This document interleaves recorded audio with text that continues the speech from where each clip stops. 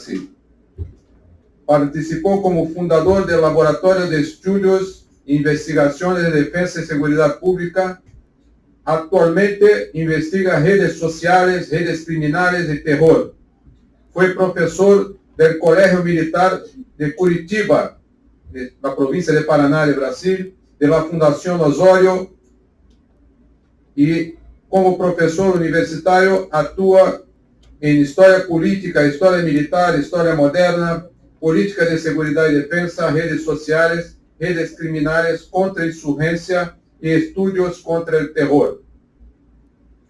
También tendremos la colaboración del profesor Vinicius Márquez da Silva Ferreira. Nuestro tenente Ferreira, Vinicius Márquez Ferreira, es estudiante de doctorado de Historia de las Ciencias Técnicas y Epistemología en la Universidad Federal de Río de Janeiro. Es máster en Ciencias de la Ingeniería de Producción por la misma universidad. Tiene especialización en Planificación, Implementación y Gestión de Educación a Distancia en la Universidad Federal Fluminense. Tiene posgrado en Gestión Tecnológica en Ambientes Educativos, Orientación, Supervisión Escolar, Desarrollo de Sistemas, Java, PHP, en el Instituto Brasileño de Formación en Santa Catarina. Es licenciado en Informática por la Universidad Canto Mendes de Brasil y Análisis de Sistema. Es investigador y desarrolla varios temas con la investigación de LabFUSE, la investigación en la plataforma Moodle y muchas otras. Entonces, con ustedes la palabra, empezando por el profesor Gilberto Viana. Vamos compartir la presentación.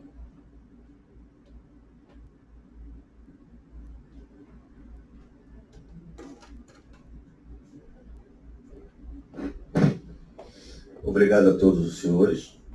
É um prazer estar aqui e, na verdade, nós pretendemos compartilhar com todos os senhores um projeto que eu e o Tenente Marques estamos realizando já há algum tempo. É um projeto de pesquisa que tenta trabalhar redes sociais e redes criminais. E vamos trocar ideia com os senhores e, quem sabe, poderemos no futuro fazer um projeto em conjunto com as escolas de defesa que muito me alegraria, muito facilitaria esse estudo de redes criminais. Eu faço parte também do LabDesp, que é o nosso laboratório de pesquisa e defesa e segurança pública. É um laboratório institucional entre a Escola Superior de Guerra e o Instituto de Estudos Sociais e Políticos da UERJ.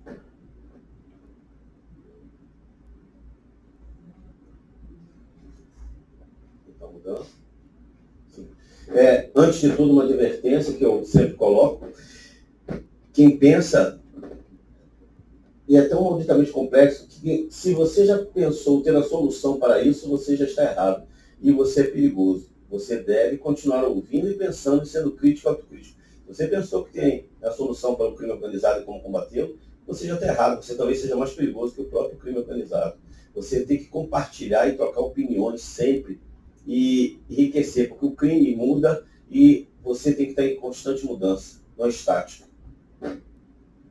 O nosso laboratório, ele, portanto, é multidisciplinar. Nós temos tanto na área de militares quanto na área universitária. Eu tenho acadêmicos, psicólogos, antropólogos, e essas pessoas todas comungam em reuniões onde nós chegamos a uma conclusão objetiva e tentamos criar uma linha de estudo sobre o crime organizado em si. Nós vamos ter praticamente 3 partes do nosso trabalho. Vamos ter a fala do Tenente Marques, que é uma fala técnica, nosso especialista. Nós tentamos trabalhar e analisar as redes criminais de uma forma prática, sucinta, e descobrimos que é quase impossível, hoje, com a grande série de pessoas que trabalham com redes sociais, é quase impossível a gente não identificar os criminosos, não identificar as redes com que eles se habilitam, se comungam e trocam opiniões. Vamos para a primeira parte, aqui bem rapidamente, só uma biografia. Eu uso como uma forma de pensar historicamente, sociologicamente. Michael Mann, a trilogia que ele publicou é fantástica e ele trabalha dentro de uma construção de poder, das trocas de poder, que as nações modernas, elas se baseiam nos princípios da ideologia, economia, militar e política. Esses poderes, essas estruturas, são a base de uma nação. Bem weberiano, de certa forma, ele é um professor excepcional, vale a pena ler a sua obra, a sua trilogia. Outra pessoa que é essencial para a nossa pesquisa é o professor Charles Tilley, já falecido. Charles Tilley, ele vai trabalhar a questão da democracia e a questão prescindível para mim, que são as redes de confiança. Não existe rede criminal que funcione além do conteúdo da rede de confiança. A rede de confiança é um dos pressupostos para você estudar rede criminal. Ninguém manda um carregamento de cocaína ou de alguma coisa se não tiver confiança no pagamento. Claro que a quebra dessa confiança vai acarretar na morte da pessoa que quebrou, mas a rede de confiança é essencial. É um princípio de comércio muito anterior até ao próprio capitalismo e que vem se mantendo pelas redes criminais. A gente estuda a rede social e a economia das redes sociais, é muito interessante. O Matheus é uma das pessoas que trabalham uma biografia excepcional sobre isso.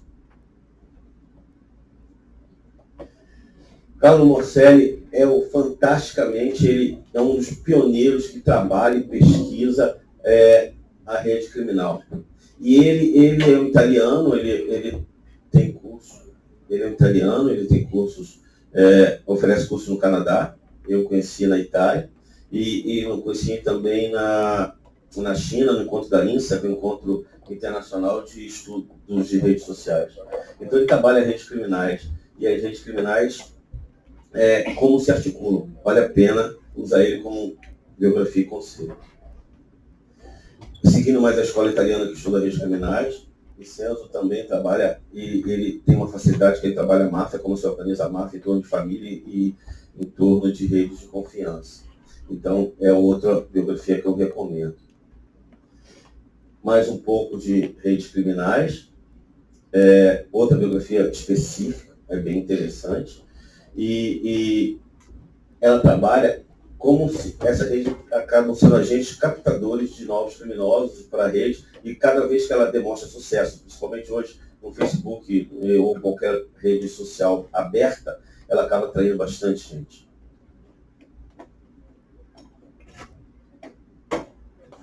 Niall Ferguson lançou um livro agora, em português, ele se chama Praça e a Torre. Ele mostra que é uma coisa real. Os nossos governos têm uma estrutura hierárquica em forma de torre. E a rede criminal ela é uma praça, quer dizer, ela se ramifica de diversas formas e não necessariamente de forma hierárquica. E por isso a gente tem que pensar como eu combater através de uma estrutura extremamente engessada e às vezes hierarquizada, algo que acontece de uma forma não regulamentada dentro do ilícito.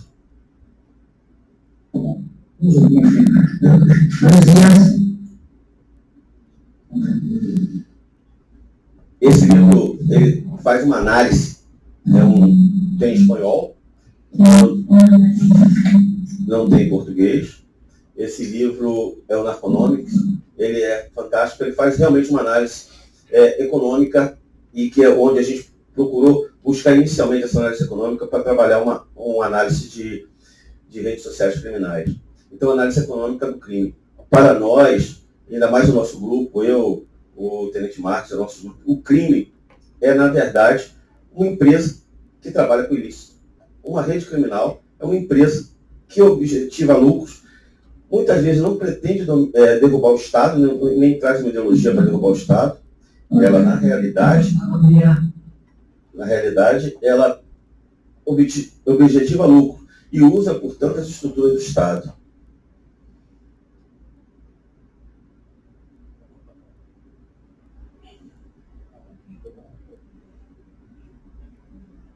Vamos para a segunda parte.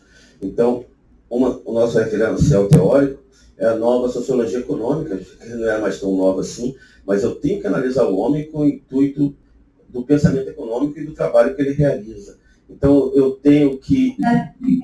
Buenos días. ¿Es posible pedir que, si se puede hablar más pausado, en vista que el portugués no es uno de los idiomas principales en esta sala? Mais claro, agora eu vou ser mais slow, mais pausado.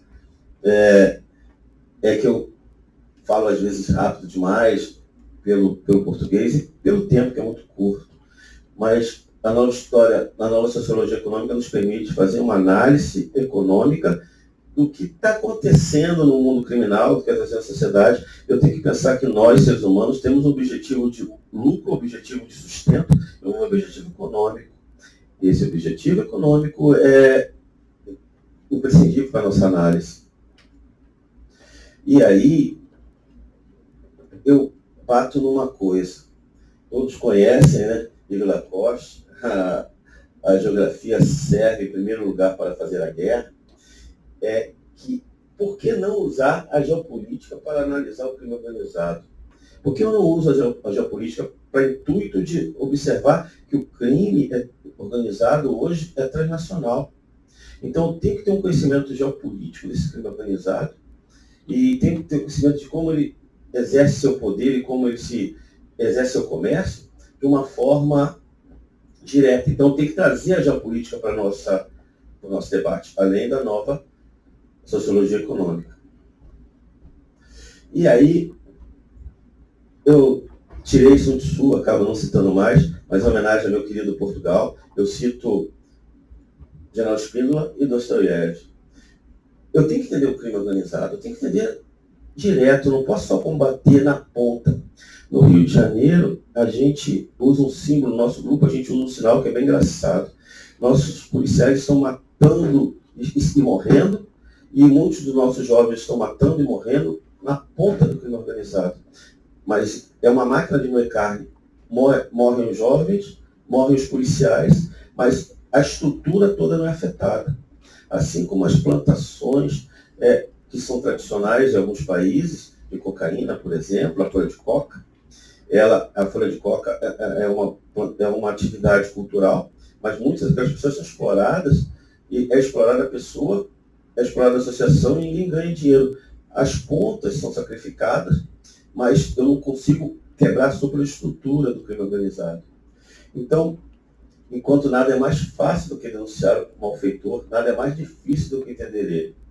Outra pessoa que eu gosto bastante como um grande estrategista é o General Spínola, Pensar como Inimigo Sem Ser Como Ele. Um livro que é um livro fantástico, que é Para uma Guiné Melhor, quando Portugal ainda era um país que tinha a Guiné como uma das suas colônias ultramarinas. Spínola foi trabalhar lá como governador e chefe militar. Essa frase ficou bem interessante. E acabou sendo um direcionamento da minha pesquisa, a ideia dele. Pensar como inimigo sem ser como ele. A gente tem que ter referência que nós, escolas superiores de altos estudos, nós temos que ter o Estado como referência. Essa é a nossa principal questão. Nós temos que trazer o Estado de volta ao debate. E o Estado surgiu para garantir que as pessoas não sofram uma morte violenta. Thomas Hobbes é um clássico, né? Mas eu tenho que trazer o Estado para a discussão. O Estado faz parte da nossa discussão. Se não houvesse Estado, não necessitaria nem o crime organizado. Eu tenho uma coisa a falar. O crime organizado depende do Estado também.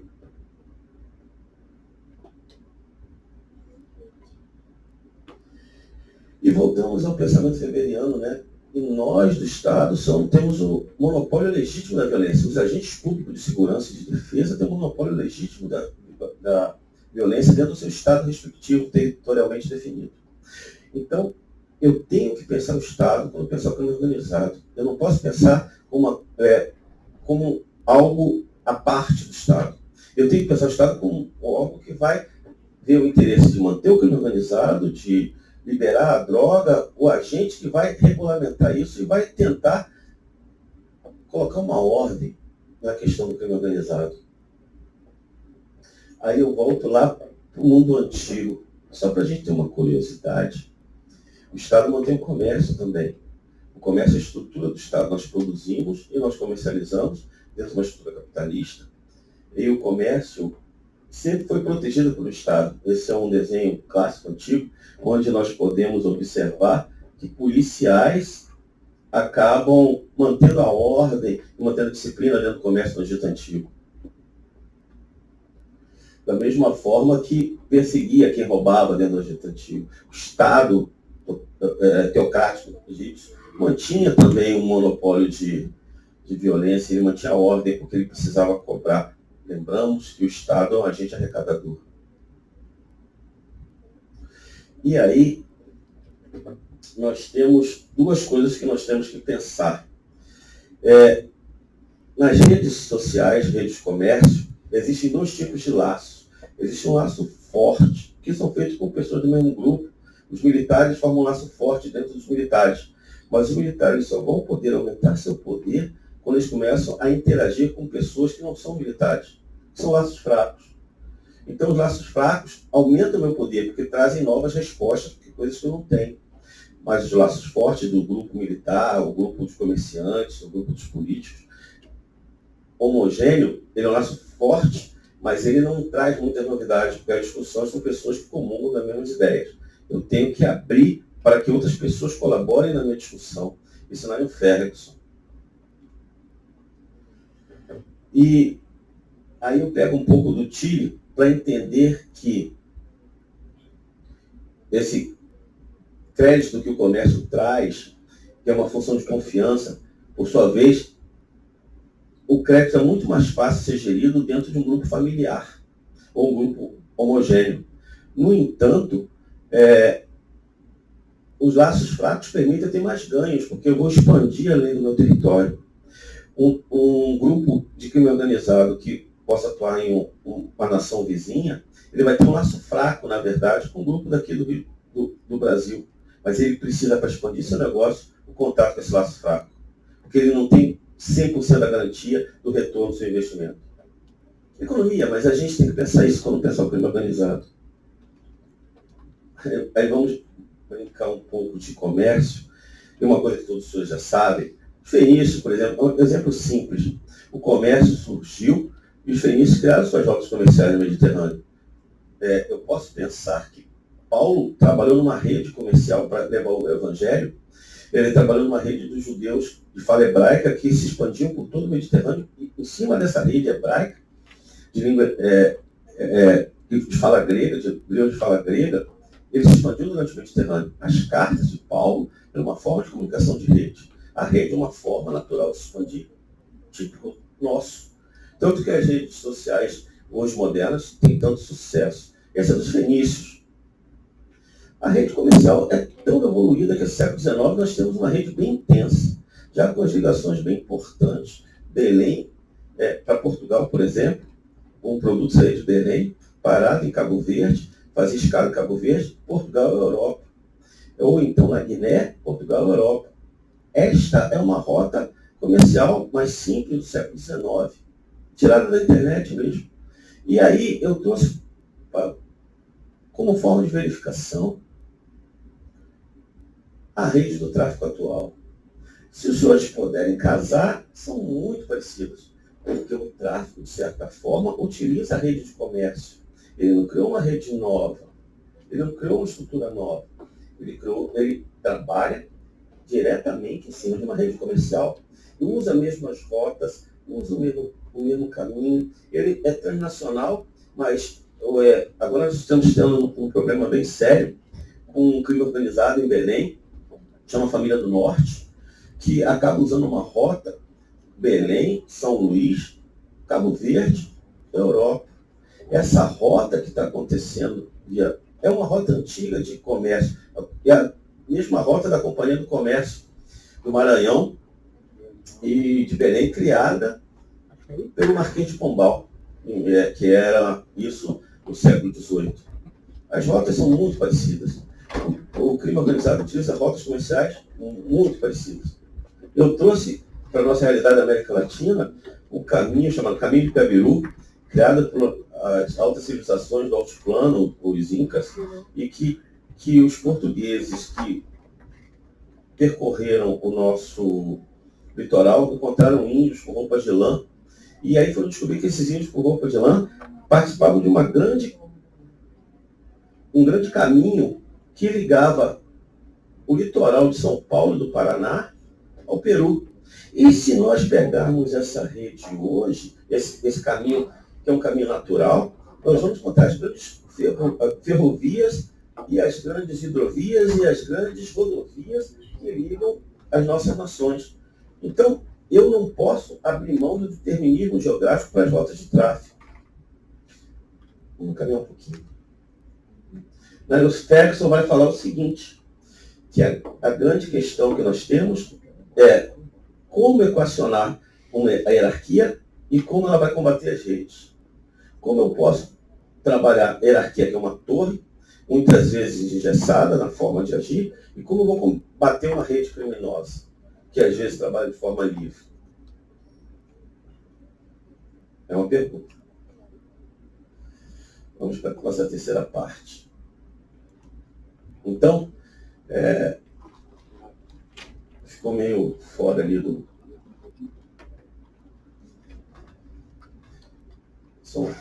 Tem que voltar. Só um minuto, senhores. Vou avançar um pouquinho, depois eu volto. Vou cortar. Por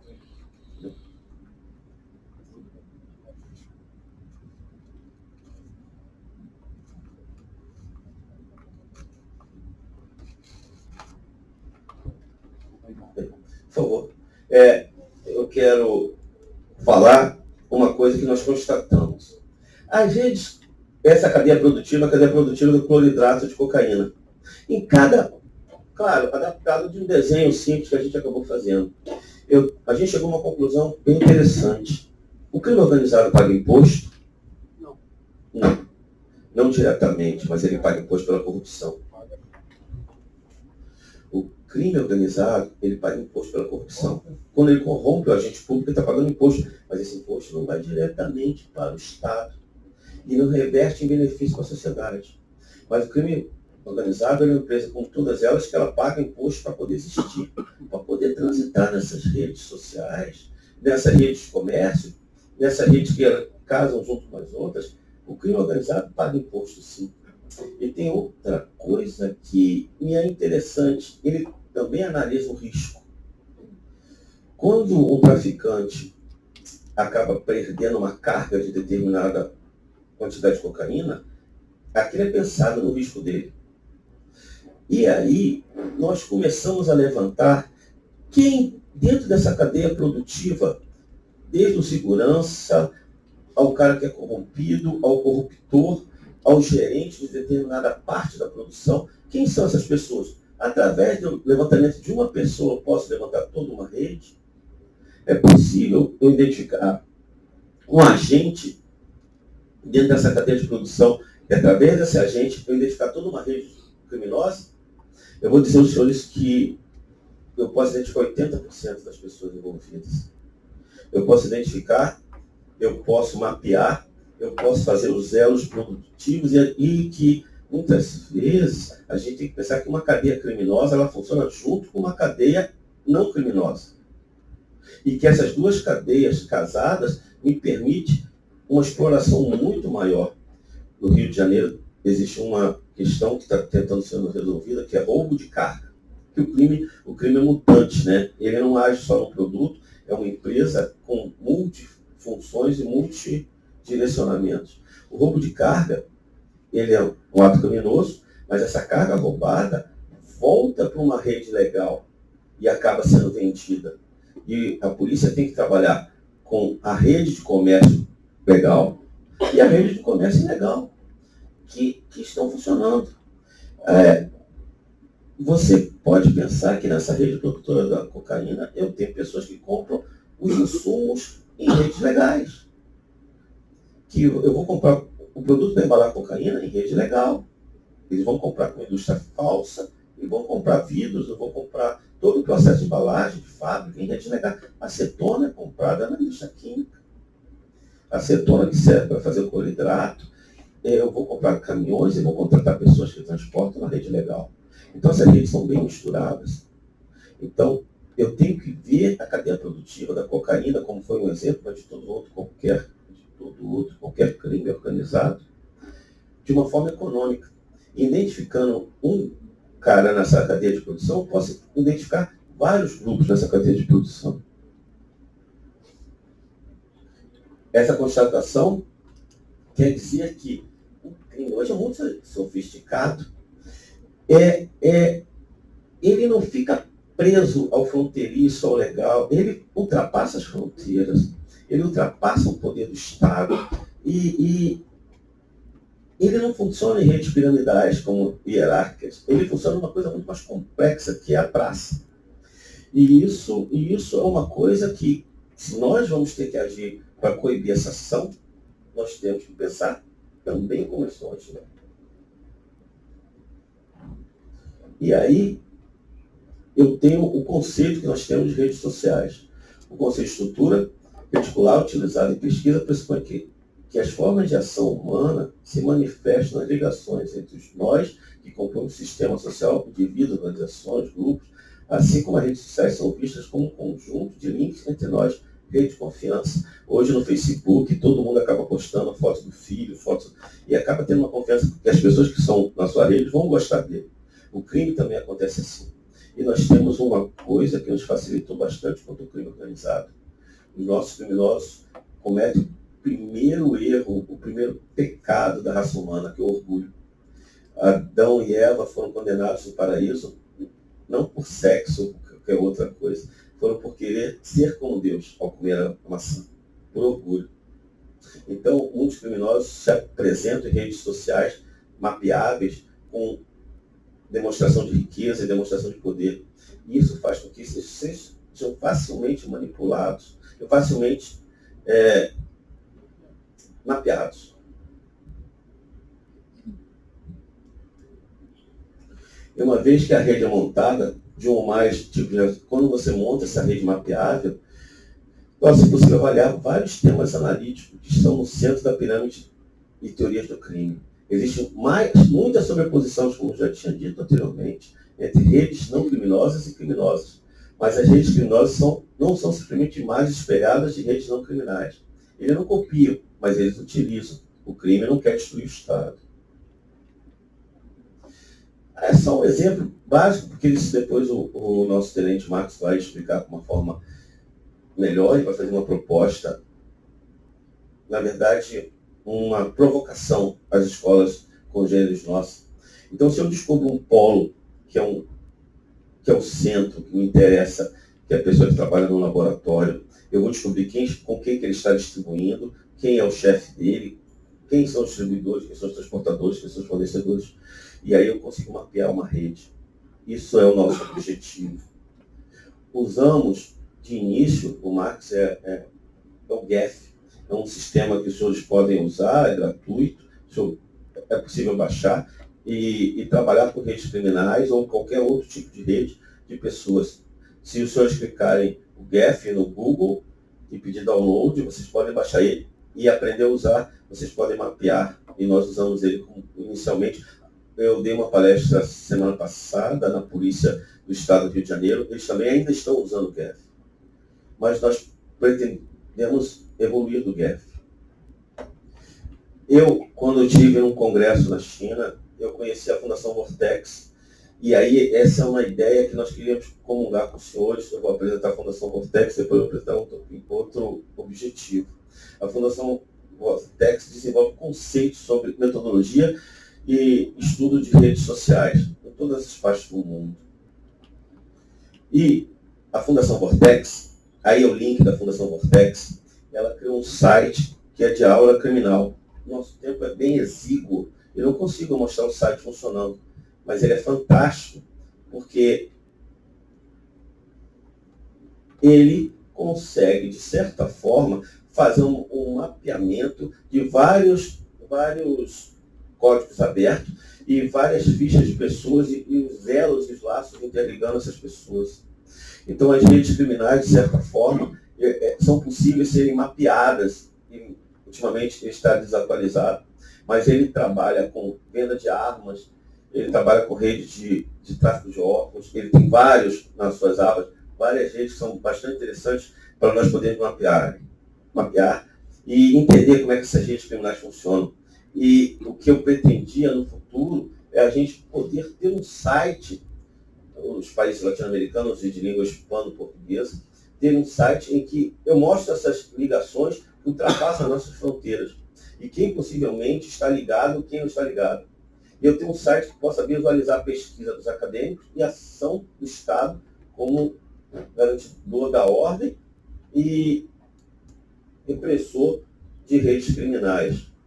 Então, a Rede Vortex trabalha desde o tráfico de ópio, desde o tráfico de drogas, o tráfico de armas, tem uma infinidade de redes já levantadas por eles, em código aberto.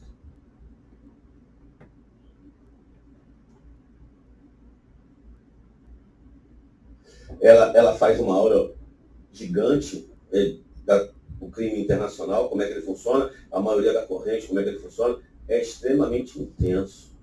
Então, a Rede Vortex, por favor, se os senhores puderem ter acesso a esse site, pesquisem ele, porque nós pensamos em criar algo bem semelhante para a América Latina.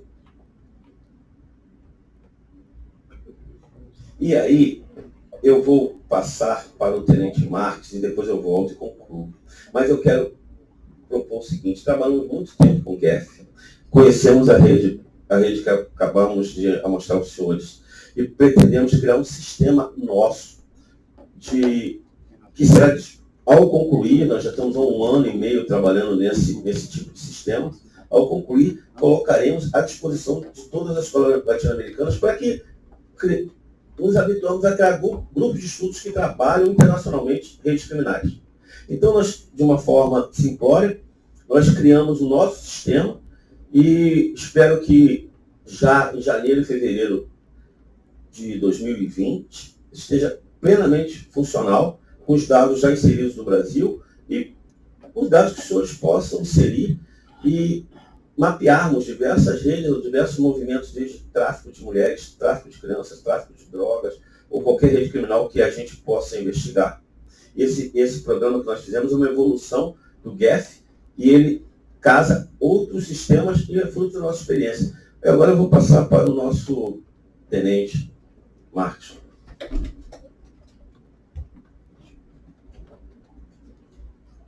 Bom dia, senhoras e senhores. Com imenso prazer que venho a esse evento para compartilhar e também aprender um pouco com cada um dos senhores nessa maratona.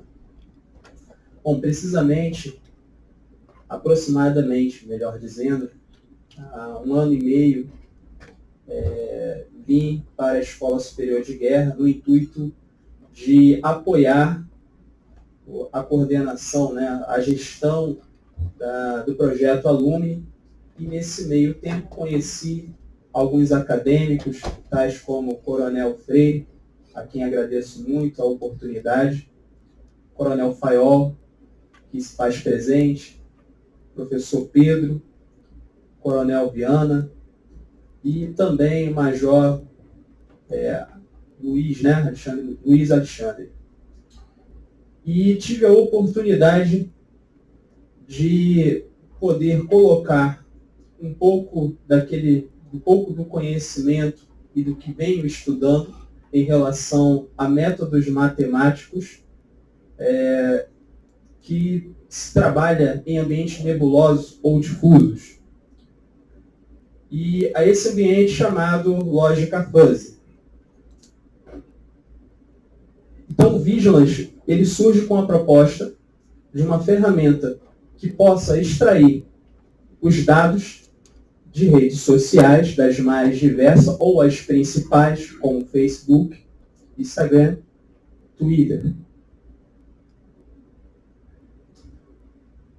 E, baseado na extração desses dados, com configurações, baseado em técnicas de ontologia, tratamento dos dados e a experiência de profissionais da segurança pública e também defesa, eu comecei a desenvolver e a configurar a forma de análise.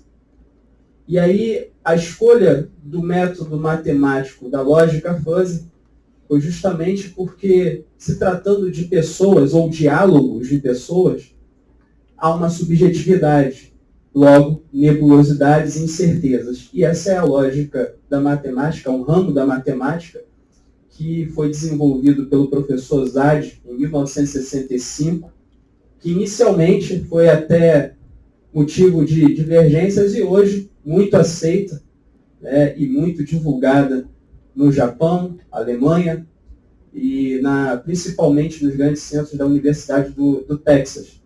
Aqui no Rio de Janeiro, nós temos na UFRJ o chamado Lab Fuzzy, que é um laboratório específico para tomadas de decisões, análise em ambientes nebulosos, aplicado a qualquer área.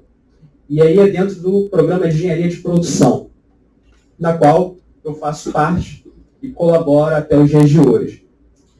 Então, dito isso, o Vigilance ele foi baseado em uma série de experiências, não só técnica, mas também de profissionais da área de segurança pública e também defesa. Então, aqui nós temos alguns aspectos mais técnicos em que podemos chamar de módulos. Então, como a ideia do Vigilance é a extração de dados, conversas entre pessoas e até mesmo grupos em redes sociais, isso vai para um banco de dados, na qual chamamos de Big Data, e desse banco de dados, nós temos também que fazer a mineração desses dados. Para quê? Para que não seja, no resultado final, né, no relatório, ou até mesmo na emissão de um gráfico, não seja considerado dados que podemos dizer que são desnecessários. Então, para isso, nós temos alguns módulos, e esses módulos, baseados em reconhecimento facial, não necessariamente, mas reconhecimento de imagem, porque os dados que são extraídos também não são somente textuais, temos imagens, e aí temos a detecção facial e o reconhecimento de imagem. O que seria o reconhecimento de imagem, senhores? Uma hipótese, um cidadão qualquer, com a sua foto, e ele tem uma tatuagem. Então, dentro da imagem, eu faço o reconhecimento da imagem em si e consigo classificá-la mediante um dicionário ou um banco de dados em particular, de uma polícia militar do Rio de Janeiro, por exemplo, em que classifique esse tipo de tatuagem como possibilidade desse indivíduo ser pertencente a um grupo.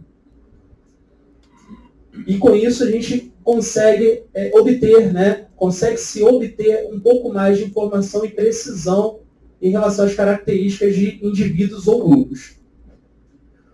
A utilização de palavras-chave, isso para busca. Essas palavras-chave pode ser o dicionário da Polícia Militar, como gírias. Ali nós temos um exemplo de pó, doce, doce, neve, biqueira, que correspondem praticamente, na maioria das vezes, à droga. Análise final refinada partindo dos objetivos traçados, ou seja, é configurável aquilo que pretende-se buscar. Podemos buscar um grupo, podemos buscar um indivíduo e traçar exatamente o que queremos.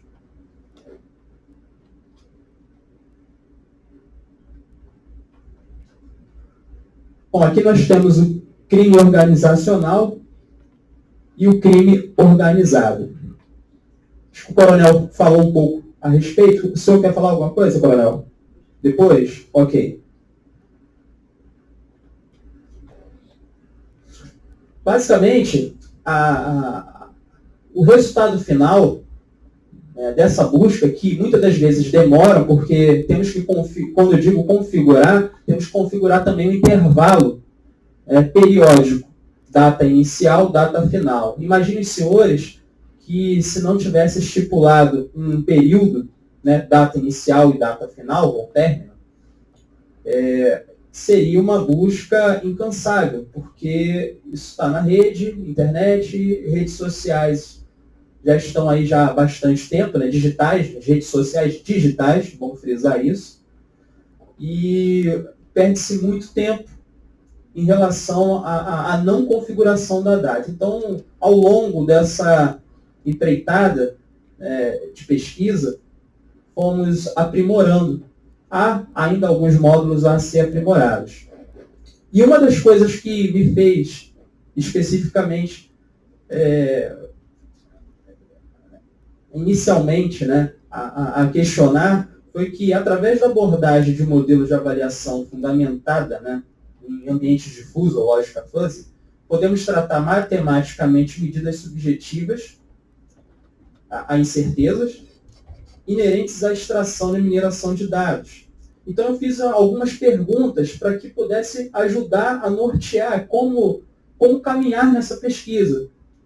E sinto que ainda tenho que evoluir juntamente com a experiência de alguns colegas, e a experiência do coronel, a experiência do coronel Fayol, ouvi-los. Então, o que fazer quando uma tomada de decisão peculiarmente humana necessita ser automatizada? Esse é o primeiro ponto que eu fiz, a primeira pergunta que eu me fiz. Depois segui com quais tecnologias podem ser úteis no desenvolvimento, na implementação do Vigilance. Então, naturalmente, essa pergunta ela foi respondida ao longo, por conta até de recursos, investimento. Trabalhar com código-fonte, a princípio, código-fonte aberto, um banco de dados também que seja open source, e utilizar APIs, que são bibliotecas, como o próprio Facebook disponibilizam para extração de dados. Logicamente que não é qualquer pessoa que vai conseguir fazer isso, tem que ser técnico. E aí, a partir dessa ideia, a partir desses parâmetros, eu comecei a traçar um norte para que eu chegasse a algum lugar com o Vigilance. Também fiz uma outra pergunta, que é como elaborar, implementar e testar uma aplicação de forma que a mesma responda a estímulos de natureza ambígua. Se tratando de pessoas, se tratando de que as pessoas utilizam determinados diálogos que são muitas das vezes entendidos de outra forma por conta da semântica. Um exemplo disso, o tratamento de ontologias, um exemplo disso pode-se dizer, nós temos aqui uma fruta chamada manga, e pode ser fruta, pode também ser a manga de uma camisa. Também podemos, um outro exemplo, se tivermos que pesquisar através do Vigilance, através de um político, um exemplo. Nós temos o exemplo Lula é um político, mas também pode ser entendido como um animal marinho. Então, por isso, o tratamento de ontologias. Então, cheguei nesse denominador comum, pelo menos básico, para que eu pudesse ter um norte. Aqui nós temos o exemplo de redes, os gráficos que são emitidos, baseado até no GEF, na experiência do GEF, da utilização do GEF. Podemos produzir esses tipos de gráfico, onde os nós podemos colocar ali a foto, ou como nós dizemos aqui no Exército Brasileiro, o carômetro, colocarmos ali o rosto, a face do indivíduo, e quando clicarmos, a ficha desse indivíduo aparecer. Logicamente, a gente está falando de uma extração de dados das redes sociais com um banco de dados integrado numa polícia militar, numa polícia federal. Isso tem que ser integrado.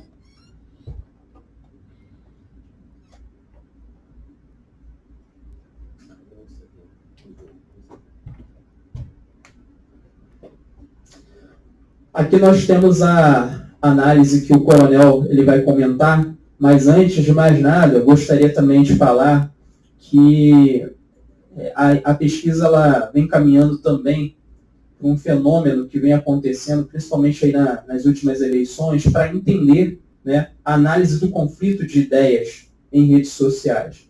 Isso também a gente achou relevante num contexto político-social, que de uma certa forma acaba impactando também nas questões de segurança. E, logicamente, porque por impactar, fazer essa análise fazer a análise de risco ou ameaça, dependendo da situação, né, ou dos dados que vêm ocorrendo em redes sociais. Pode ser ameaça, pode ser um risco, e aí tem que ser determinado se é risco ou ameaça.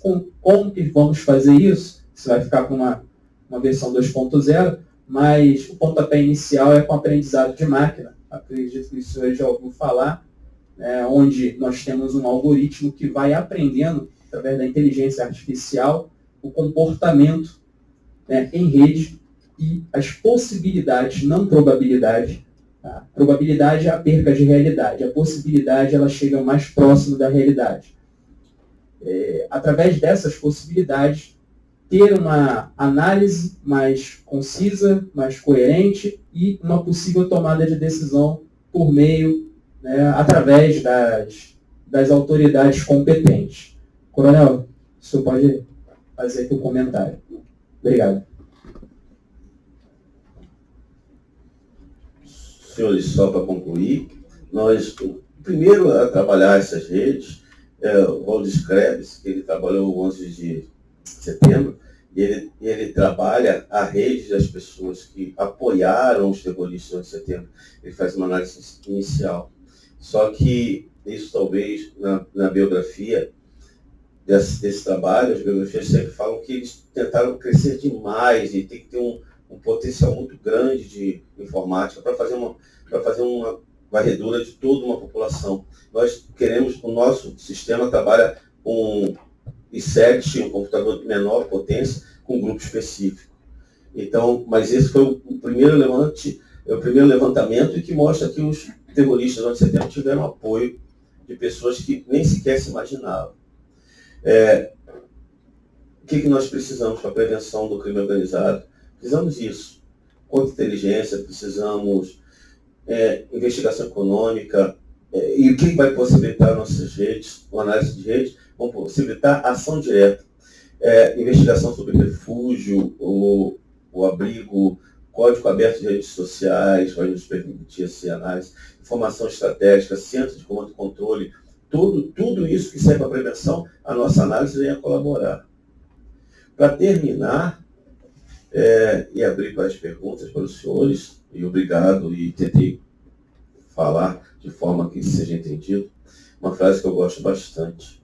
Quem luta contra monstros deve fazer com que, no processo, ele não se torne um monstro. Lutar contra o crime organizado e usar a força do Estado no sentido de que eu só posso combater o crime organizado com mais terror ou mais força, talvez não seja tão necessário. Talvez a inteligência nos dê resultados muito maiores e consigamos evitar a morte, no caso do Brasil, de policiais e jovens de comunidades que acabam entrando no tráfico. Tentamos evitar isso. Aponta. Eu quero que a nossa colaboração, e por isso vamos disponibilizar o programa para os senhores, é que nós conseguimos entender o centro do processo da cadeia produtiva do crime organizado. Ao entender o centro da cadeia produtiva do crime organizado, nós podemos articular as pontas, que são o pessoal que acaba trabalhando na agricultura, que são pobres coitados, e o pessoal que acaba sendo a ponta de ver nossas comunidades. O Brasil é um país que acaba tendo muitos portos, acaba sendo um grande atravessador dentro daquelas rotas anteriores que nós vimos. E nós temos grande preocupação contra isso. E o custo da droga é muito alto. No Brasil, nós estamos gastando muito dinheiro, questão de saúde, questão de polícia, questão de assistência. O custo de uma apreensão de grandes quantidades de crack, que é feita aqui no Brasil, acaba tendo economicamente um aumento do preço do crack e um aumento de roubos menores, porque nós estamos trabalhando sempre no final da cadeia produtiva. E nós temos que pensar como inimigo sem ser como ele, lembrando o velho general Spínola. Nós temos que agir em quem pensa e como se faz essa distribuição, como faz essa máquina funcionar. Temos que pensar no centro da cadeia produtiva. Por isso, gostaria de agradecer aos senhores. Estou pronto para perguntas. Obrigado.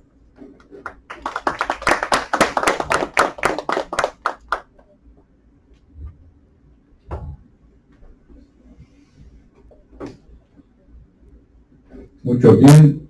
Vamos entonces empezar la ronda de preguntas. Vuelvo a lembrar a todos recordar a todos que es importante que las preguntas sean enviadas a todos y no apenas para el organizador, sino para todos, para que sea posible mirar la pregunta.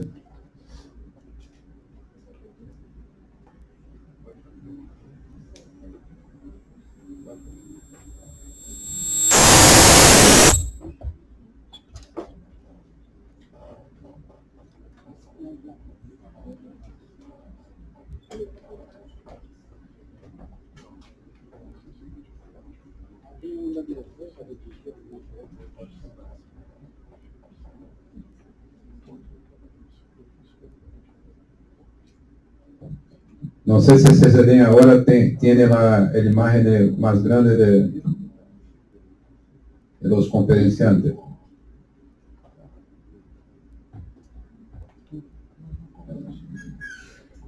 Sí, lo tengo, Ricardo, se ve perfectamente en el centro de la pantalla. Gracias.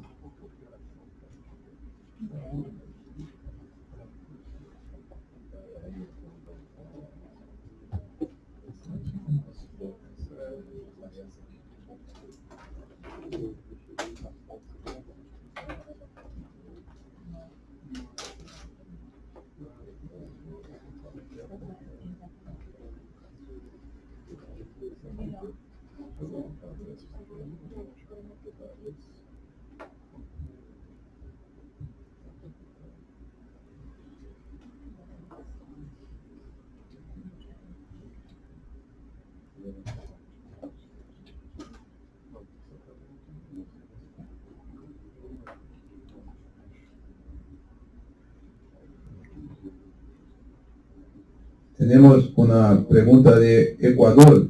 Si ese software que fue presentado por ustedes es libre. Entonces, están preguntando si el software es gratis, por favor.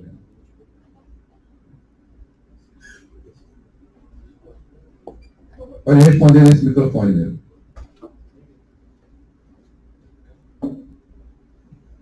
Bom dia. Referente ao software, deixa eu trocar aqui o microfone. Bom dia. Referente ao software, estaremos disponibilizando, sim, de forma gratuita. E, por exemplo, o GEF, como foi mencionado pelo Coronel Viana, ele já é gratuito. O Vigilance também estaremos disponibilizando e contaremos também com a colaboração dos senhores, uma vez que a nossa pesquisa ela tem se dado de uma maneira regional, né? Rio de Janeiro e alguns estados colaborativos têm colaborado, como São Paulo, Tocantins, né? Especificamente em Palmas, na capital. Então, respondendo à pergunta, sim, a ideia é que seja liberado precisamente em fevereiro ou março e contamos com a colaboração dos senhores.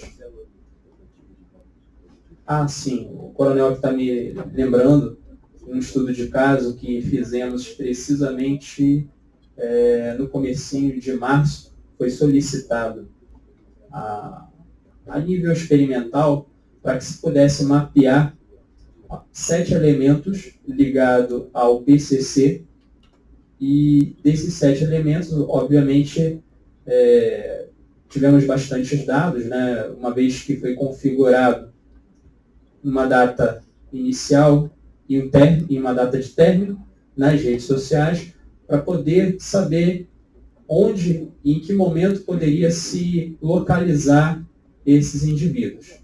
Então, configuramos dentro de aproximadamente 2 semanas e conseguimos ter uma localização por mensagem, né, georreferenciada, e o comandante lá de Tocantins, da Polícia Militar de Tocantins, teve êxito, conseguiu fazer a prisão desses elementos que já tinham, né, já tinham alguns mandatos, já tinha uma célula, né, do PCC lá no estado, e eram elementos de alta hierarquia.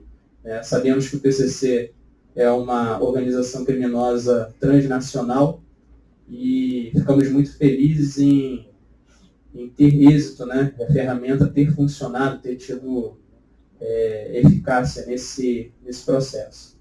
Obrigado. Ministro, por favor. Sim. Faça uma ampliação dessa resposta acerca de se existem outros produtos semelhantes a esse software e se já foi utilizado em outras situações mais que essa. Olha, produto semelhante tem, mas normalmente de cunho privado. O que eu conheço e recomendo de forma gratuita é o próprio GEF, como já foi mencionado aqui pelo Coronel Viana. Ele não é um software difícil de manusear, mas exige pelo menos um conhecimento básico, trivial, em relação à análise combinatória. Análise combinatória, estatística, o básico, né, da estatística. Mas é bem fácil de utilizar. Em relação a outros softwares gratuitos, não conheço. Tem softwares que são particulares, né, de empresas voltadas para o ramo da segurança pública, até mesmo defesa.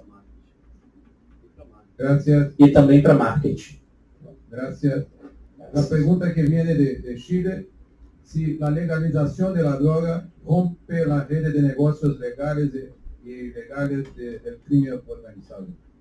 ¿Qué piensan ustedes sobre la legalización de la droga? Eu vou falar pessoalmente, como pesquisador. O custo da legalização da droga também é muito alto.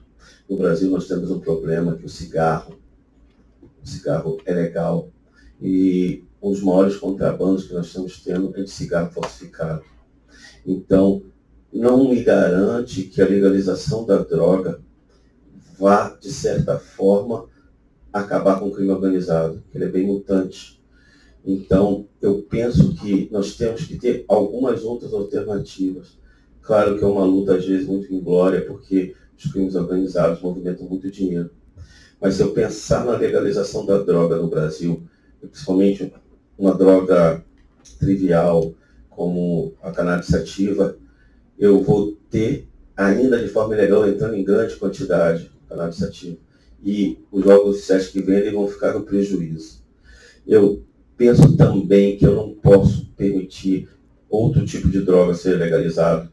Eu sou contra a cannabis sativa ser legalizada, mas outro tipo de droga ser legalizado, porque o custo do Estado para recuperar, o custo social para recuperar as pessoas, principalmente do crack, é muito grande. E qualquer legalização de drogas que causam dependência muito alta, porque, na verdade, a demanda por cocaína, por crack e até por maconha, de certa forma, ela é uma demanda inelástica, né? A pessoa, dependendo do preço, ele vai continuar comprando. Se eu legalizar, ele vai continuar comprando. Então, tem que tratar isso como uma questão de saúde para os dependentes, não como criminosos. Não posso ver o dependente como criminoso.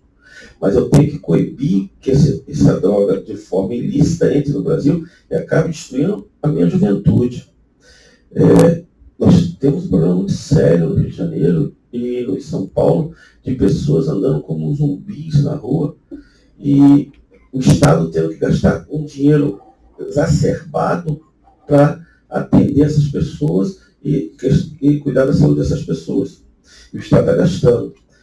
E aí nós temos aqui o nosso ponto de exemplo, que entra mais cigarro contrabandeado no Brasil do que drogas ilícitas. Esse cigarro contrabandeado que entra no Brasil acaba praticamente enfraquecendo a nossa indústria de cigarros nacionais, e eles acabam suplantando essa indústria. E sem nenhuma análise de saúde, sem nenhum controle de vigilância sanitária, e sem, inclusive, saber qual tipo de fumo que é colocado naquele cigarro. Então, assim, com certeza, se liberasse a droga, talvez o Estado tivesse livre dessa função. Mas o custo da liberação é muito alto. Ainda pensamos que esse custo da liberação da droga é muito alto. E graças a Deus nós não temos problema com a heroína, né? Mas o custo é muito alto. Então, essa é a minha opinião. A opinião de muitos, alguns são a favor da liberação, que desoneraria o Estado e cobraria imposto sobre aquilo ali. E eu acho que a gente tem que ver a ação custo-benefício. No primeiro momento seria uma demanda muito grande. Aumentaria muito grande o consumo. E, como eu falei para os senhores, nós temos liberação de cigarro contrabandeado, liberação de charutos, grande quantidade de charutos contrabandeados. O crime, ele migra. Se ele perder ali, ele vai migrar para outra ação. E ele vai querer vender mais drogas, ele vai querer vender mais barato. Ele pode, como ele tem o controle da produção e o controle do preço final, ele pode vender. Agora, uma pergunta que eu faço sempre quando a gente pensa em liberação. Ótimo, nós vamos liberar. E o Estado legal vai comprar de quem? Vai comprar do crime organizado? Vai plantar? Ou vamos liberar a plantação? Tudo isso a gente tem que pensar.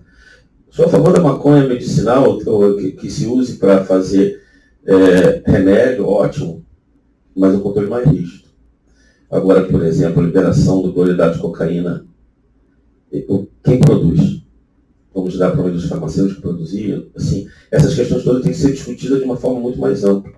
Mas hoje, a minha opinião é que a liberação não vai parar o crime organizado nem o comércio ilícito. Obrigado. Uma pergunta que vem de Portugal. Em seu entendimento, quais são as melhores medidas para combate a las redes de terror, quando os medios para este fim del gobierno, claro, son centralizados y jerarquizados?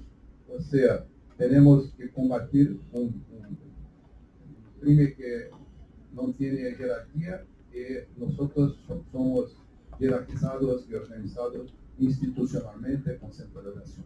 É uma grande pergunta, até o livro do Neil Ferguson. É muito difícil, mas eu tenho que ter inteligência, porque, na verdade, eu dou aula para a Polícia de São Paulo. Eles perguntaram uma coisa bem semelhante. Eu falei o seguinte: nós somos o Estado, nós temos que pensar como Estado, nós temos que usar os recursos do Estado para mapear as redes. Então, se eu tenho possibilidade, de forma inteligente, de mapear as redes, não vou extinguir, é uma ilusão louca, o Estado não consegue extinguir toda a rede criminal, mas eu tenho que saber mapear as redes. De Portugal, eu tenho que usar o espírito de novo, né? Eu tenho que pensar como inimigo sem ser como ele. Eu tenho que pensar onde é que se vende, eu tenho que pensar como é que são os contatos com Portugal, com as ex-colônias, como é o tráfico dessas ex-colônias para Portugal. Eu tenho que pensar como sai do Brasil, eu tenho que mapear as redes. Mas eu tenho uma coisa que está prejudicando esse combate no Brasil e está prejudicando internacionalmente. As nossas províncias, os nossos estados, muitas vezes não se conversam. E o crime transnacional atravessa vários estados. Então, o crime transnacional atravessa vários países. E essa cadeia produtiva acontece em vários países até chegar ao ponto de venda final. E quando chega em Portugal, o ponto de venda final na Europa, eu tenho um refluxo disso, porque o fluxo é refluxo. Se vai cocaína, está entrando no Brasil muita droga sintética oriunda da Europa e do Oriente Médio. Então, o fluxo e refluxo também é muito complexo. Assim, mas o que eu tenho que fazer? Eu tenho que mapear seriamente, eu tenho que manter funcionários públicos não mobilizados, não mudando toda hora. Aqui no Brasil, a pessoa que trabalha numa sessão, trabalha e pesquisa isso, no dia seguinte ele é transferido para outra função. Eu tenho que manter o profissional na sua função para que ele crie a cultura daquela pesquisa. Eu tenho que ter inteligência. Eu tenho que, pelo menos, conhecer que aquilo está acontecendo. Não me pode ser cego saber que está entrando droga no meu país. Não pode ser cego saber que as nossas comunidades do Rio de Janeiro usam o porto para fazer um comércio internacional de drogas e de armas. E que a nossa, se os senhores verem, as nossas comunidades mais violentas são as perto do porto, né? Eu tenho a comunidade da Maré, eu tenho um grande traficante no Rio de Janeiro preso, chefe do Comando Vermelho, chama Fernandinho Beira-Mar. Então, que eles dão um sinal do que o transporte via porto é muito, extremamente rico e que causa e gera muito dinheiro. Eu não posso ficar alheio a isso. Talvez eu não consiga pegar. Existia uma coisa também, nessa questão hierárquica, que é bem interessante. Eu estou orientando uma monografia na Polícia de São Paulo, que o rapaz estava trabalhando, demonstração de riquezas em policiais, que tem muitos policiais que são corruptos, que estão no Facebook com colares de ouro e carros de Land Rover, que o salário dele não conseguia comprar nem 30 anos de serviço. Eles estão demonstrando aquilo ali, e a nossa legislação tem que ser mais dura e fazer uma investigação social dessa pessoa, dessa estrutura corrupta que mantém. Senhores, o que mantém toda essa cadeia é a estrutura corrupta que cobre imposto desses caras. Eu tenho que mapeá-las também. Mas só que aí no Brasil, o rapaz que está no Facebook, nas redes sociais, com um padrão de riqueza, indo e passeando em Miami, jogando em cassino, são vários. Não pode ser que ele falou, foi meu pai que pagou, foi minha esposa que pagou, ganhei, o carro era do vizinho, e eles alegam várias coisas. Então, a lei também tem que ser mais efetiva. O que a gente vai falar é o seguinte, que a hierarquia tem que ser efetiva. A lei tem que ser efetiva e a hierarquia tem que ter um recurso para investigar a rede. Pedro Scott Paul, que é uma pensadora americana fantástica, fala isso direto. Eu tenho que trazer o Estado de volta. Eu tenho que trazer o Estado de volta para o debate. Temos que discutir o que é o nosso Estado. Se eu não trazer o Estado de volta para o debate, eu não tenho nem a torre. Eu acho que a gente não está conseguindo combater a rede, porque a torre está muito aberta e está discutindo coisas que não são objetivamente a função do Estado. E eu vou falar o seguinte, Thomas Hobbes lá atrás, quem é que mantém a ordem é o Estado. Protege é o nosso Leviatã, que protege da morte violenta. Se eu diminuo o poder do Estado de segurança e abro um leque gigante para o Estado atuar, ele deixa para segundo plano a segurança, por outros motivos, pode gerar dinheiro, pode gerar corrupção, acabou. Eu tenho que trazer o Estado para a discussão. A torre tem que ser discutida, até as falhas dela, até as falhas de corrupção, até as falhas que tem que discutir. É porque só a torre consegue mapear. Se eu tenho rede com rede, ele não consegue mapear. Só a torre. Só o Estado. Não sei se eu respondi. Gracias. Vamos a otra pregunta que viene de Ecuador. Si el uso de los sistemas de mapeo de las redes criminales, ¿cuáles han sido los resultados? ¿Cómo han sido implementados en el campo legal? Então, é a pergunta que, como é que esse mapeamento, sistema de mapeamento tem sido implementado e como ocorre isso aí no campo da legalidade do uso? Bom, deixa eu ver se eu entendi, Coronel Freire. Pode repetir, por gentileza? O uso dos sistemas de mapeamento das redes criminais, quais têm sido os resultados disso? E como é que se implementa isso dentro do campo legal, dentro da lei? Perfeito. Bom, vou responder por partes.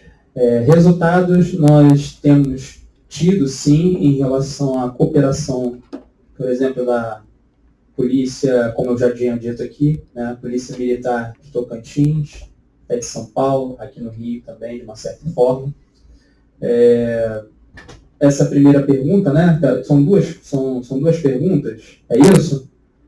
Está um pouco confuso para mim.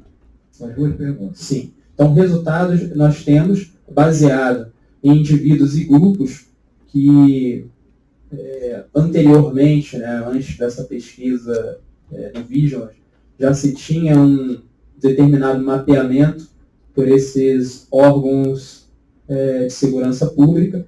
Então, o que nós fizemos foi aplicar a busca e a investigação, e aí, baseado na extração de dados, análise dos mesmos, né, desses indivíduos fornecidos por essas organizações que têm colaborado. A segunda pergunta é a questão legal. Quer responder, Pró? Tá.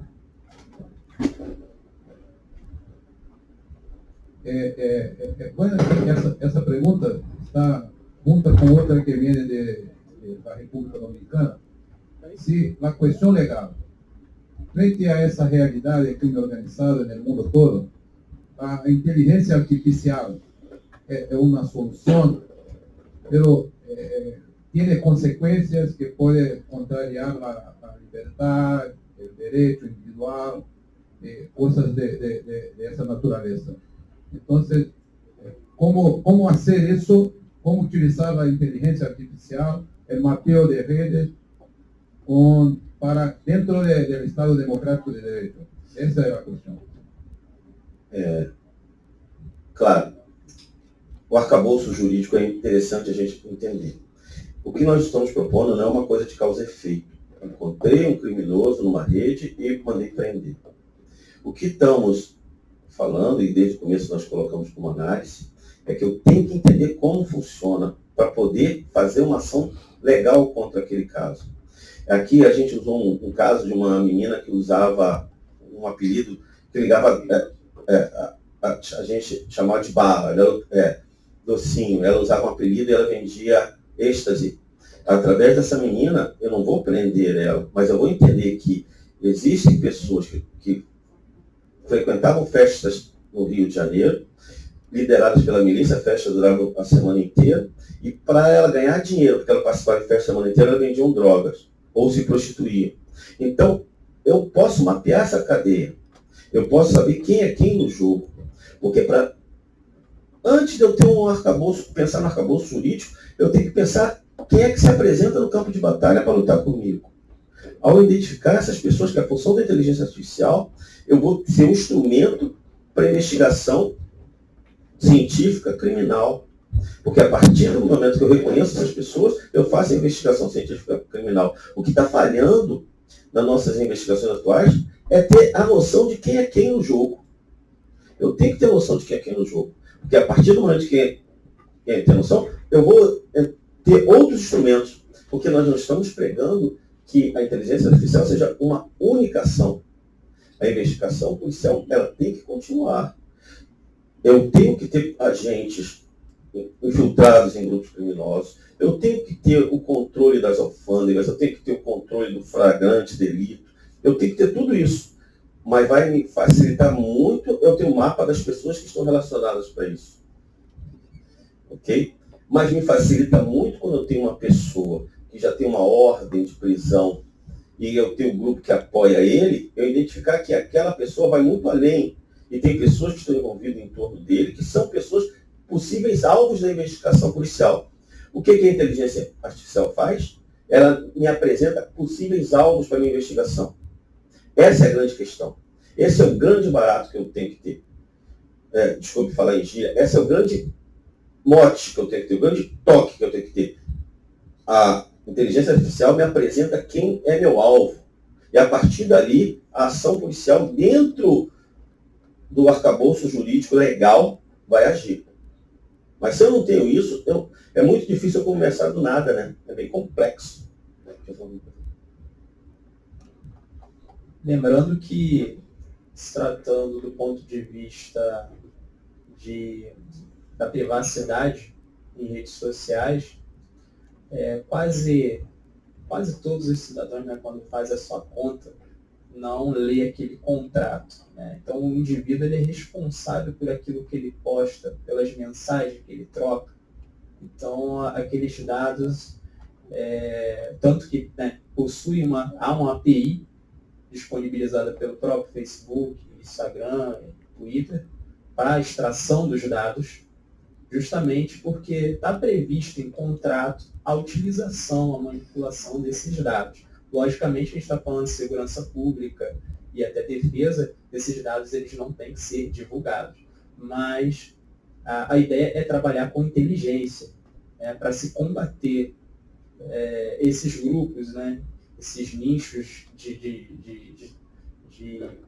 modalidades, crimes, né, possíveis que podem ter aí nas redes sociais e que muitas das vezes a gente, como cidadãos comuns, né, que contribuem com seus impostos devidamente, não percebemos porque existe um dialeto, um linguajar próprio. Então, precisamos identificar quem são essas pessoas, quem está por trás dos grupos, né? Quais são essas pessoas que, de uma certa forma, faz com que a máquina, a engrenagem criminal, né, continue a atuar e, logicamente, vem crescendo cada vez mais, como o coronel mesmo já falou, sofrendo, muitas das vezes, algumas mutações, né, compartilhando os seus riscos. Só uma pequena complementação, uma pergunta. Hoje eu passei em frente a um açougue, né? E o Google me falou, você está em frente ao açougue tal, você quer dar sua opinião? Na verdade, quando eu coloco minha opinião, quando eu coloco minha informação em fonte aberta, é usado para marketing diretamente. Se eu clico no relógio na internet, vai aparecer na minha página e meu Facebook, o Google vai querer vender relógio para você eternamente. E você está sendo vigiado para o marketing, para o comércio. O que nós propomos é que essa fonte aberta também seja usada com análise criminal. Então, assim, as liberdades individuais são interessantes e têm que ser respeitadas todas, mas as fontes abertas, as pessoas comunicam e falam demais. E até um criminoso, ele tem que mostrar o status de que seu negócio está dando certo. E ao mostrar esse status e vestir de riqueza que seu negócio está dando certo em uma fonte aberta, não estou mexendo com a individualidade dele, porque ele está demonstrando, ele está sendo explícito no que ele está ganhando. Estou respeitando a liberdade dele, mas ele está fazendo demonstração de riqueza externa, advinda de um dinheiro que eu não sei de onde vem, então ele pode ser meu alvo. Porque, na verdade, nós somos alvo todo dia de todo o sistema de venda, de qualquer coisa, eu sou alvo. E eu cliquei numa empresa que faz camisa sob medida e eu não aguento mais receber informação daquele cara querendo me vender camisa sob medidas. Mas porque a nossa ideia foi exatamente isso. Por que não usar essas informações para fazer análise de criminal? Respeitando a liberdade das pessoas. Viene de Ecuador, Sala 1. ¿Cómo se encuentran organizadas las estructuras de mapeo y vigilancia de las redes criminales de esa manera multidisciplinaria que se compone por técnicos, hombres de la parte operativa, estudiantes, y cómo los consejos comunitarios de seguridad pública podrían ayudar a desarrollar esse sistema de mapeio? Então, a pergunta é como é que está montada essa equipe multidisciplinar e se os conselhos comunitários de segurança pública, né, a população organizada, pode auxiliar nesse sistema. Existe, os senhores podem baixar um app chamado Citizen, que é muito famoso em São Paulo, no Rio não tem. Ele um app colaborativo dos conselhos comunitários que alimentam esse app. Foi feito pela Polícia de São Paulo. Excelente. O nosso ainda está em estágio de startup. Nós atendemos algumas polícias, algumas pessoas que pedem recursos. Nós temos alguns colaboradores. Nós temos eu como a parte de análise, o Marx. Nós estamos testando aí no nosso sistema. Gostaríamos da colaboração dos senhores, gostaríamos da colaboração de todos, para que esse sistema se torne mais robusto. E que, dentro de cada comunidade, eles possam indicar, poxa, fulano é uma pessoa, ou eu posso de uma forma. Isso é importante, que ele não apareça, que ele possa indicar, dentro da sua comunidade, quem pode ser um possível criminoso. Isso é uma coisa interessante. O Citizen faz isso. Ele faz um site colaborativo. Nós pretendemos trazer isso para o nosso. O nosso, às vezes, é bem simples. A gente trabalha, basicamente, ainda em forma de startup e queríamos colocar a primeira versão pública para que os senhores utilizem e, na verdade, nos critiquem. Mas eu acho que é possível fazer em rede, com pequena quantidade e não com muito recurso. Não com muito recurso na área técnica de informática. E que a gente possa trabalhar isso em rede. Aí os conselhos comunitários serão muito importantes para nós. Nós poderemos ter conselhos comunitários na comunidade. É óbvio que nem tudo que vem do conselho comunitário é extremamente puro. Eu tenho que filtrar e fazer análise dessas informações. Mas esse é o nosso objetivo inicial. A nossa equipe aqui funciona dentro do laboratório. Então nós pegamos todos os membros do laboratório, em torno de 15. Nós temos um grupão de policiais que nos alimentam. São em torno de 70 pessoas em todo o Brasil que vêm nos alimentar com banco de dados, com gírias, com bancos de dados policiais. Essas pessoas nos alimentam e nós estamos tentando alimentar a plataforma para que ela seja viável. A nossa plataforma é extremamente colaborativa. Eu preciso dos policiais, eu preciso dos cientistas sociais, eu preciso dos antropólogos para nos informar. E essa colaboratividade é muito rica, mas também nos atrasa de lançar um produto no mercado. Mas, de certa forma, nos permite lançar um produto melhor. Não sei se você responde. A última pergunta, se como utilizar a tecnologia para substituir o efetivo policial que está nas calles, para evitar a criminalidade, violência, tudo isso, e também para impedir que os jóvenes, os niños, sean seducidos por el consumismo, por la necesidad de tener plata, y con eso van por un camino más fácil, que é o crime organizado. Primeiro, a tecnologia jamais vai suplantar o ser humano. A tecnologia, a tecnologia é um instrumento para ser um policial, mas jamais vai suplantar a polícia comunitária. O policial que sabe quem é o bandido em cada região. Nós falta no Brasil muito de volta uma polícia comunitária. Em Alagoas ela tem ressurgido. Então, a tecnologia ela é um instrumento para o policial, é um instrumento para análise, é um instrumento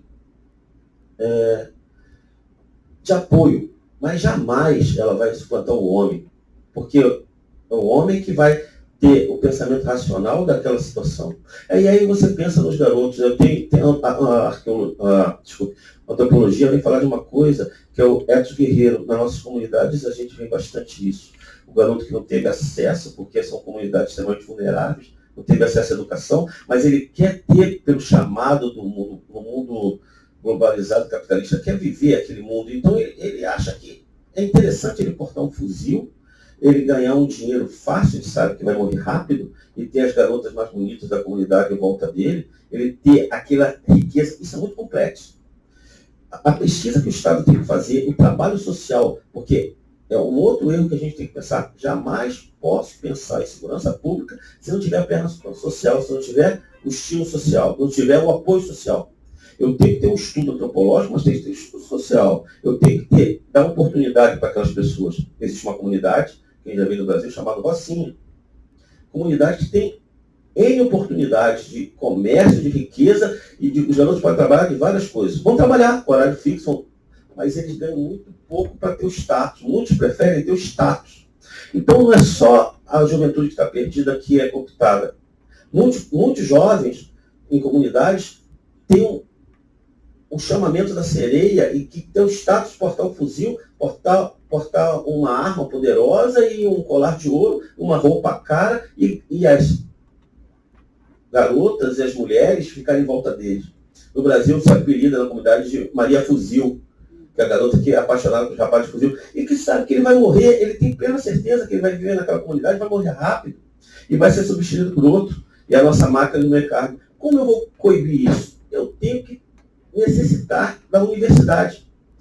Uma outra coisa, nossos países irmãos latino-americanos tiveram universidades primeiro que o Brasil. Nós temos que, além de pensar o Estado, tem que pensar o real valor da nossa universidade como centro de pesquisa.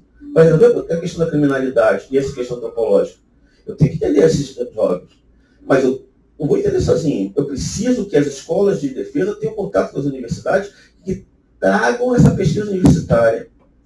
Porque você oferecer para o jovem um emprego certo e tudo, ele ser um trabalhador, talvez ele cresça, se desenvolva, seja interessante, mas eu também tenho que agir no momento que a droga e o poder que ele ser um soldado da droga não cai sobre ele. Não sei como é o país dos senhores, mas uma pessoa estar ligada no quartel jovem te dá um prestígio muito grande, que esse canto da sereia é muito complicado eu só oferecer para ele ser um garoto que trabalha no supermercado, um garoto que trabalha numa farmácia e ganha um mínimo salário para se sustentar honestamente. Muitos vão preferir honestamente, mas o canto da sereia é muito forte. Então tem que pensar antropológica, como vou trabalhar com isso? Como vou dar resposta? Aí, quem vai me ajudar nessa pesquisa e quem está nos ajudando também no nosso projeto é o GEF, é a universidade. Quem vai me ajudar? A universidade tem que dar resposta. As nossas universidades não estão dando a resposta necessária para a parte de pesquisa. Elas estão sendo muito fracas no Brasil. Espero que elas tenham caráter da sua responsabilidade. Aí as nossas universidades são vítimas, não sei, dos senhores, de coitadismo. Ele vê a comunidade carente, coloca como coitadismo, sem fazer uma análise profunda de como essa comunidade carente sobrevive. Eu tenho que ter uma pesquisa profunda dessa comunidade. Eu não posso dizer, são coitados, a polícia entrou e atirou. A polícia pode ser seus erros, mas não entra na nossa comunidade atirando à toa se não tiver outra força atirando contra eles. As nossas comunidades, quando fazem análise do crime organizado, a nossa universidade, muitos pesquisadores, quando fazem análise do crime organizado, sabe o que acontece no Brasil? Eles tiram, na nossa comunidade, tiram a presença do tráfico de drogas armado. Então, eles só analisam a comunidade e a polícia. E quando eles tiram um elemento da análise, a análise é falha. Mas aparece a nossa polícia como o visível, né, fardado, um grande bandido. Isso é uma coisa que temos que consertar. Mas eu vou reforçar o início da pergunta. A tecnologia jamais vai suplantar o policial. Jamais suplantar o ser humano. Mas ela jamais vai substituir o ser humano. Ele não substitui o ser humano, mas ela vai ajudar na sua ação de polícia. E vai ajudar numa outra coisa que a gente falha bastante. Políticas públicas de segurança. Nós temos que ter políticas públicas de segurança, bem definidas. Essas políticas públicas de segurança, de assistência social e de segurança, tem que ser muito mais bem definida. Por isso, o nosso laboratório surgiu para dar uma resposta a isso. Obrigado. Muchas gracias a nuestros dos ponentes, Diana y Vinicius. Gracias por su presentación. Contestamos todas las preguntas que partieron de los participantes de esta conferencia. Agradecemos a todos por la atención y mañana tenemos otra actividad que no será organizada por Brasil, pero por otro colega. Entonces, paso la palabra a España, CCDEN, para las informaciones complementarias.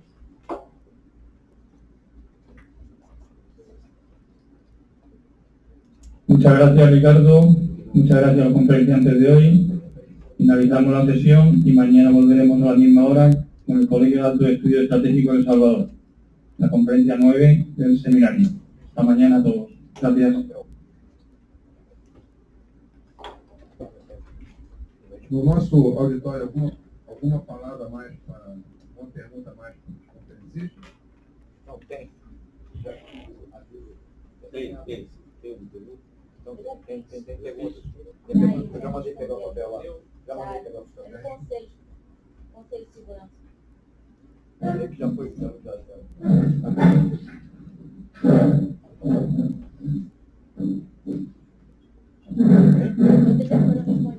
Oi? Todas essas? Tem mais. Tem alguém que as perguntas não foram respondidas ou queira fazer uma pergunta? Acha que não foi disposição? Não, por favor, já pode perguntar. Então. Não, ele respondeu. Eu perguntei quais ferramentas que teria para os conselhos comunitários de segurança, porque eu sou conselheira e agora, dia 13, eu vou tomar posse da 4ª RISP, segunda RISP. São comunidades, como ele falou, muito grandes. A minha que eu atuo é Portos Prazeres, Cacumbi, Rio Comprido, Estado de Cidade Nova e um pouquinho do centro. Então, essa ferramenta que ele apresentou para os conselheiros comunitários é muito boa. E eu perguntei como é que eu teria acesso, como é que os conselhos poderiam ter acesso a essa ferramenta. Não só eu, como todos, são 41 conselheiros comunitários. Eu quero só acrescentar. Alô? Alô? Olha só, tem uma coisa que eu achei fantástico, já falei para o Marcos para a gente copiar e botar no nosso sistema também. É o pessoal de São Paulo que criou, é o Citizen, que você tem um mapa e você faz denúncias no mapa. Nós temos a Alda. Isso. E o Citizen é fonte aberta, então você não se identifica. Então as pessoas começam a alimentar o Citizen. Em São Paulo é fantástico, porque eles colocam. Eu andando no centro velho. Alô? Eu andando no centro velho de São Paulo, eles colocam boca de fumo, assalto, nesse local, tráfico de droga, nesse local, prostituição. Você consegue ter um mapa por ruas de São Paulo com informações comunitárias. Isso é uma coisa fantástica. Eu não sabia, não conhecia. Porque no Rio não é usado, eu fico impressionado que em São Paulo, o banco de dados aí é totalmente... E aí eles pontuam a pessoa, aí claro, né, eles transformaram no jogo. Cada informação que você dá, você vai crescendo de agente, a detetive, é uma pirâmide. Mas é uma forma de criar interatividade. Eu achei o programa extremamente fantástico. O Citizen, é um app. E ele trabalha em mapas, então você pode identificar para a polícia que recebe essas informações, ele tem vigilantes no Conselho Comunitário e no dia a dia. Muito bom. Esse é algo que eu não conheço. Você depois pensa. A Alda, ela é do Instituto de Segurança Pública. Ela foi lançada já tem um ano. Dia 10 de outubro tivemos um fórum de CCS sobre segurança pública e ela foi mais apresentada à sociedade. Mas o senhor falou ali há pouco sobre roubo de cargas. Realmente, o roubo de carga está superando o tráfico de drogas. Porque além de ser uma via de mão dupla, porque as cargas que são roubadas, tem um seguro por trás que é pago. E a sociedade, dentro da localidade, da comunidade, ela fomenta esse roubo, porque esse roubo ele tem